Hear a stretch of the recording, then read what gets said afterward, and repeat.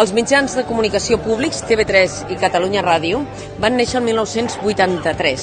Per mandat de totes les forces polítiques presentes en Parlament de Catalunya. La institución donde se expresa la voluntad de la ciudadanía a la que servimos desde entonces. Kataluniatik eta katalanez azaltzen dugu hemen eta munduan gertatzen den guztia.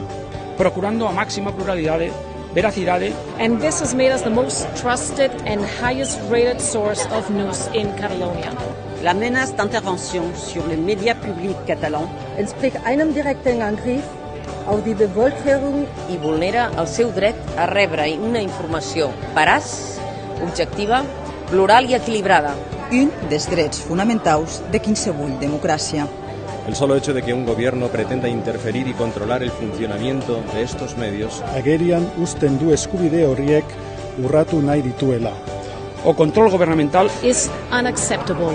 dans le cadre d'une Europe démocratique. Grundprinzipien der Europäischen Union sprengt.